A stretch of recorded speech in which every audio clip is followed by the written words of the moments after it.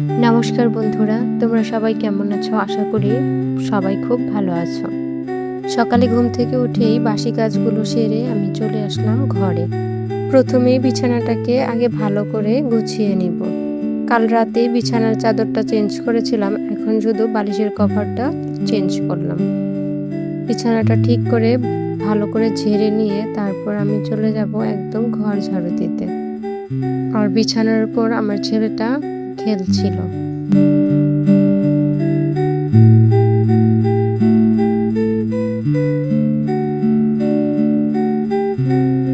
তারপর আমি খাটের চূড়াটাতে যে ধুলো পড়েছিল সেগুলো মুছে নিলাম।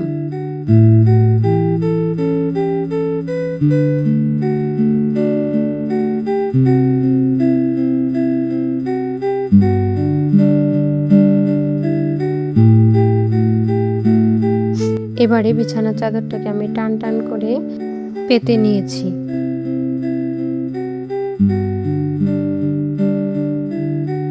এবারে ছেলেকে কোলে নিয়েই আমি ঘরটা ভালো মতো ঝাড়ু দিয়ে নিব।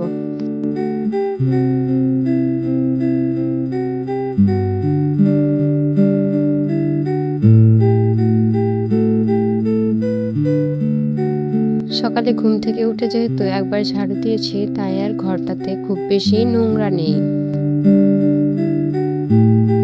এবারে ছেলেকে একটু বিছানায় রেখে আমি ঘরগুলো মুছে নেব। প্রতিদিন ঘরটা না মুছলে নিজের কাছে যেন তৃপ্তিই লাগে না। এবারে রান্নার জন্য আমি সবজিগুলো বের করে নিব ফ্রিজ থেকে।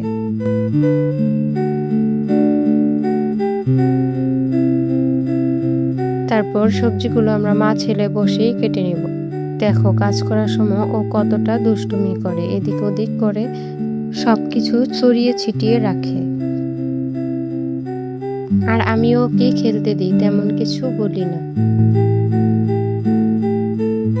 ও যেহেতু ঘুমিয়ে যাবে, তাই আমি চেষ্টা করি ও ঘুমানোর আগেই এই কাজগুলো সেরে রাখতে। কারণ ও ঘুমিয়ে গেলে আমি স্নান করতে যাই। একটা কাজই শুধু করি ও ঘুমানোর পরে।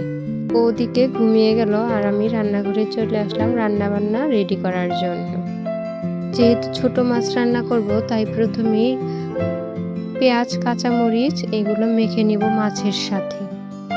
আর ছোট মাছ দিয়ে আমি হাতে মাখা তরকারিটাই করব, তাই সব কিছু দিয়ে ভালো করে মেখে কড়াইয়ে দিয়ে দিলেই তরকারিটা খুব তাড়াতাড়ি হয়ে যাবে আর খেতেও কিন্তু অনেক টেস্টি লাগে।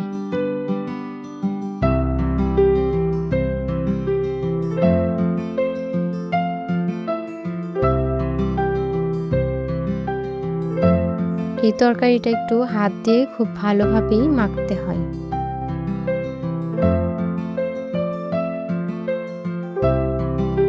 আর এদিকে অল্প একটু ছোট মাছ নিয়ে আমি লবণ আর হলুদ দিয়ে মেখে এটা ভেজে আমার মেয়েকে দিব খেতে। ওই মাছ ভাজাটা খেতে অনেক বেশি পছন্দ করে।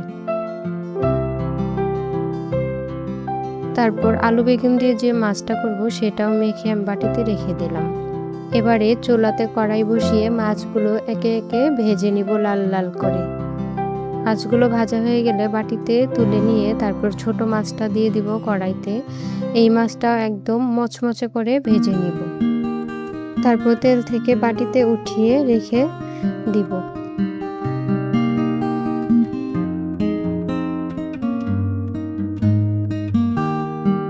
মাছটা ভাজা হয়ে গেলে ওই তেলে আমি জিরে ফোড়ন দিয়ে আলু আর কেটে রাখা বেগুনটা কড়াইয়ে দিয়ে দিব।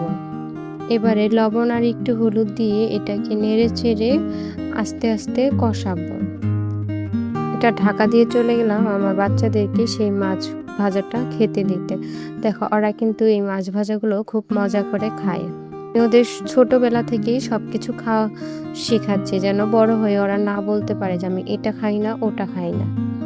ছোট থেকে যা শিখবে বড় হলেও তাই করবে। তাই আমি চেষ্টা করি সবকিছুই খাওয়ানোর জন্য। কারণ মানুষের পরিস্থিতি কখন কেমন হয় বলা যায় না। তোমাদের সাথে কথা বলতে বলতে এদিকে আমার মাছের ঝোলটা একদম রেডি। তারপর চলো এবারে আমি মিষ্টি কুমড়াটাকে ভেজে নিব। আর মিষ্টি কুমড়া ভাজার জন্য প্রথমেই কড়াইয়ে তেল দিয়ে একটু পাঁচফোড়ন দিয়ে এখানে আমি মিষ্টি কুমড়াটা ছেড়ে দিয়েছি। আর এতে একটু লবণ, হলুদ আর কাঁচামরিচ দিয়ে এটাকে ঢেকে ঢেকে রান্না করলেই হয়ে যাবে। এই দেখো একদম হয়ে গেছে। তারপর ওই মেখে রাখা ছোট মাছটা আমি কড়াইয়ের ওপর দিয়ে অল্প পানি দিয়ে এটাকে ঢাকা দিয়ে কিছুক্ষণ রেখে দিলেই তরকারিটা হয়ে যাবে। তরকারিটা হয়ে গেলে ওদিকে আমি ভাতটা বসিয়ে দিলাম। আর ভাতটা বসিয়ে দিয়ে আমি চুলাটা পরিষ্কার করে নিলাম। রান্নার যে বাসনপত্র হয় সেগুলো আমি ধুয়ে উপর করে রেখে দিয়েছি। আর দেখো আমার রান্নাবান্নাগুলো আমি খুব ভালো মতো গুছিয়ে রেখেছি। আজকের ভিডিওটা এই পর্যন্তই। তোমরা সবাই ভালো থেকো, সুস্থ থেকো। আর আমার ভিডিওটা যদি ভালো লেগে থাকে সাবস্ক্রাইব করে পাশে থেকো। ধন্যবাদ। সবার জন্য অনেক অনেক শুভকামনা রইল। Bye bye.